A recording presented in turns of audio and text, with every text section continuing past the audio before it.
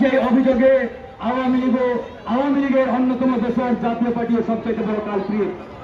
কিন্তু অত্যন্ত দুঃখের বিষয়, পরিতাপের বিষয় যে গণহত্যা, গুম, খুন, ক্রসফায়ার এবং অর্থ পাচারের অভিযোগে আওয়ামী লীগকে এই বাংলার মাটি থেকে আমরা নিষিদ্ধ করেছি। ঠিক একই অভিযোগে জাতীয় পার্টিও অভিযুক্ত হওয়ার পরেও এই জাতীয় পার্টিকে এই সরকার আজকে নিষিদ্ধ করছে না। আমরা যতটুকু খোঁজ দিয়েছি, এই সরকারের 3 জন উপদেষ্টা, অ্যাডভাইজার আদিলুর রহমান, রেজওয়ানা হাসান এবং মাহফুজ আলম, এই 3 জন পরিকল্পিতভাবে জাতীয় পার্টিকে বাংলাদেশে জিয়ে রেখেছে।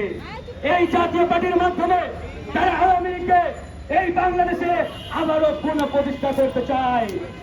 আমরা স্পষ্ট করে বলেছি, বন্ধুগণ, আইনের প্রতি এতদিন শ্রদ্ধা রেখেছিলাম, আস্থা রেখেছিলাম, আর আস্থা রাখতে পারছি না। এখন থেকে আমাদের পরিষ্কার ঘোষণা, এই আওয়ামী দল জাতীয় পার্টির সন্ত্রাসীদের যেখানেই পাওয়া যাবে সেখানেই গণধোলাই দেওয়া হবে।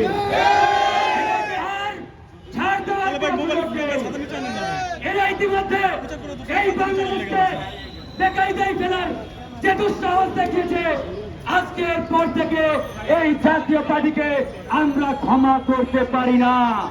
তাই শুধু রংপুর নয়, বরিশাল নয়, ঢাকা নয়, টেকনাফ থেকে তেতুলিয়া, সারা বাংলাদেশের প্রত্যেকটি জায়গায় এই আওয়ামী দোসর জাতীয় পার্টিকে আজকে থেকে দেখা মাত্রই গণধোলাই দিয়ে আইনের হাতে তুলে দেবেন।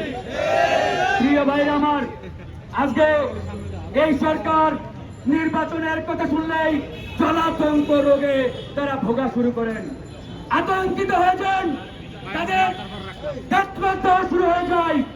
আমরা বলেছি, নির্বাচন অবশ্যই ডিসেম্বরের মধ্যে হতে হবে।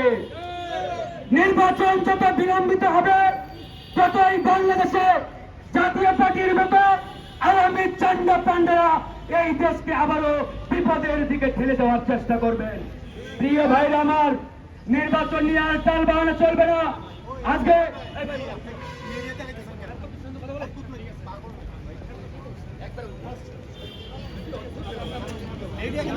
বৃষ্টি আসার কারণে আমরা আমাদের প্রোগ্রাম খুব সংক্ষেপে শেষ করছি।